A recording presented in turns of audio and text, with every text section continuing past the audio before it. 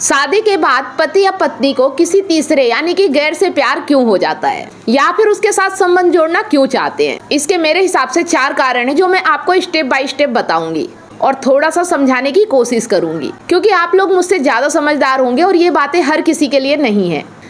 जिसकी लाइफ में ऐसी सिचुएशन है सिर्फ उसी को डेडिकेट करना चाहूंगी। तो बने रहिए वीडियो में अंत तक, क्या पता मेरी बातें सही हैं या गलत। वो जब तक आप पूरा वीडियो नहीं देखेंगे तो आपको पता नहीं चलेगा। जब कोई इंसान अकेला हो जाता है तो उसे सहारे की जरूरत पड़ती है और इस दुनिया में पति और पत्नी के जैसा सहारा कोई भी नहीं है। इन दोनों में से जब कोई भी अकेलापन महसूस करने लगता है तब कुछ दिनों तो सहन कर लेते हैं। वीडियो कंटिन्यू रहेगा, लेकिन उससे पहले आप सभी लोगों की माइंड की कसरत के लिए एक सवाल। मेरा 2 अक्षर में नाम आता, पहाड़ी वृक्षों में गिना जाता, मैं कटीला वृक्ष कहलाता, पहाड़ों की शोभा बढ़ाता। जवाब जरूर दीजिएगा। सही जवाब देने वालों के नाम में हर संडे सुबह 8 बजे फेसबुक पेज और यूट्यूब पर लाइव अनाउंस करते हो, तो लाइव जुड़ना बिल्कुल भी ना भूले। अगर आप हमारे कॉन्टेस्ट में भाग लेते हैं, मन के विनर बनते, तो आपको हमारी तरफ से एक शानदार गिफ्ट दिया जाता है। तो कॉन्टेस्ट में भाग जरूर ले। तो चलिए बिना किसी देरी के वीडियो को कंटिन्यू करते हैं। लेकिन ज्यादा दिन और महीने साल बीत जाते हैं, तब उनका दिल और दिमाग दोनों एक हो जाते हैं। तो इसका कारण क्या है? इसका कारण एक ही है, अकेलापन। और यह अकेलापन कैसे पनपता है इसका मैं आपको शॉर्ट में एग्जांपल देती हूँ। क्या होता है ना कि जब नई नई शादी होती है तो बहुत प्यार होता है एक दूसरे के बीच में और वो प्यार बहुत अच्छे से चल रहा होता है। लेकिन शादी में बहुत सारे पड़ाव भी होते हैं जो हमें स्मूथली पार करने होते हैं।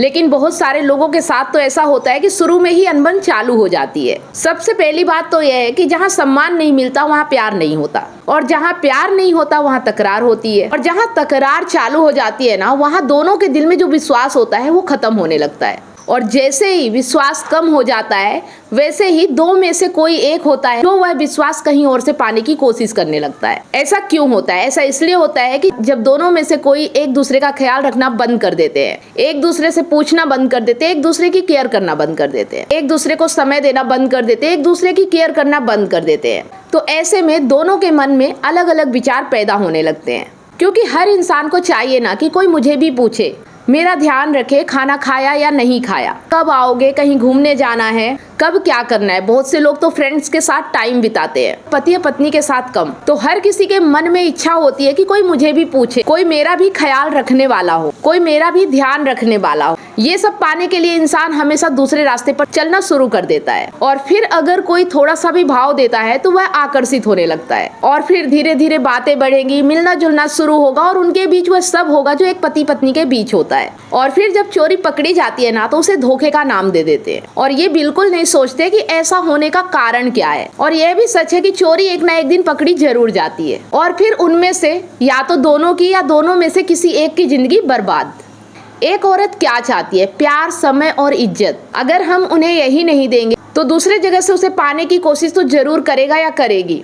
तो हमें चाहिए कि हम जितना ज्यादा हो सके उतना अपने पार्टनर को समय दें। उसे कभी ये महसूस नहीं होना चाहिए कि वो अकेला है या अकेली है। दूसरी बात आती है समझौता। समझौते की गई शादी में भी ऐसी प्रॉब्लम आती है। बहुत जगह ऐसा होता है कि पति को पत्नी पसंद नहीं और पत्नी को पति पसंद नहीं है। घर वालों को लड़का पसंद नहीं होता तो किसी को लड़की, कोई समाज के डर से शादी कर लेता है तो कोई माँ बाप की इज्जत के लिए। ऐसी सिचुएशन में जो शादी हुई है उसे हम समझौता ही कह सकते हैं, क्योंकि ऐसी सिचुएशन में पति और पत्नी में सिर्फ रिश्ता होता है, प्यार नहीं होता। और जहाँ प्यार नहीं होता वहाँ दूसरी जगह प्यार पाने की कोशिश जारी रहती है। इसलिए समझौता ना करें, क्योंकि वहाँ पर 2 जिंदगियां खराब होती हैं, न चैन मिलता है और ना ही सुकून। तीसरा पॉइंट है हवस, जिसको हम हैबिट्स या आदत कहते हैं। बहुत लोगों की आदत बन चुकी होती है जो कि जल्दी जाती नहीं है। ऐसे में पुरुष या महिला किसी तीसरे से प्यार या जरूरत पूरी करते हैं। और चौथा है इज्जत। जहाँ इज्जत नहीं वहाँ प्यार नहीं, और जहाँ प्यार नहीं वहाँ सिर्फ रिश्ते का नाम रहता है और मन कहीं और लगा हुआ होता है, या फिर कोशिश जारी रहती है। तो दोस्तों मेरे हिसाब से यह प्रॉब्लम अक्सर आती रहती है, तो उसे कैसे निपटाना है यह स्वयं आपको तय करना है। दूसरी बात यह है कि हम जब जितना शक करते हैं उतनी प्रॉब्लम भी बढ़ती रहती है। अगर आपको थोड़ा सा भी डाउट्स है कि मेरे हस्बैंड या वाइफ कुछ ऐसा कर रहे हैं या करने वाले हैं, तो आपको पहले से अलर्ट हो जाना है। अगर आप उनका साथ जिंदगी भर नहीं छोड़ना चाहते तो उन्हें ऐसा महसूस कराएं कि वह अकेली नहीं है या अकेला नहीं है। हर पल हर वक्त उनके साथ रहें, उनकी केयर करना सीखें, उनके साथ प्यार जताएं, अच्छी अच्छी बातें करें, घूमने जाएं, और उन्हें ऐसा भरोसा दिलाएं कि उनके लिए सब कुछ मैं ही हूँ, कोई दूसरा नहीं। उनको ऐसा विश्वास दिलाए। तुम्हारी जिंदगी में अगर कोई दूसरा आएगा वो सिर्फ टाइम पास करेगा, प्यार नहीं करेगा। ऐसा कुछ करने से उनकी लाइफ में बदलाव जरूर आएगा और शायद आपका रिश्ता टूटने से बच जाए। इसलिए शक के आधार पर खाली आपको गेस नहीं करना है कि क्या ऐसा हुआ है या हो सकता है। आपको प्यार करते रहना है और प्यार जताते रहना है, जिससे ऐसी प्रॉब्लम क्रिएट नहीं होगी। टाइम दे और सोचने का वक्त भी ले। एकदम हड़बड़ाहट में कोई भी फैसला ना ले। क्या पता कि आप जो सोच रहे हो ऐसा कुछ हो ही ना, क्योंकि बहुत बार गलतियां नहीं, गलतफहमियां रिश्तों को मार देती है। उसके बाद सिर्फ पछतावा ही रहता है। इसलिए पछतावे से ज्यादा प्रयास के बारे में सोचें कि हम क्या करेंगे और हमारा रिश्ता अच्छे से कैसे चलता रहेगा। तो दोस्तों, ये थी आज की जानकारी। अगर जानकारी पसंद आई है तो कमेंट करके जरूर बताएं। वीडियो अच्छा लगा तो लाइक करें और अपने दोस्तों और जरूरतमंद लोगों के साथ इसे ज्यादा से ज्यादा शेयर करें।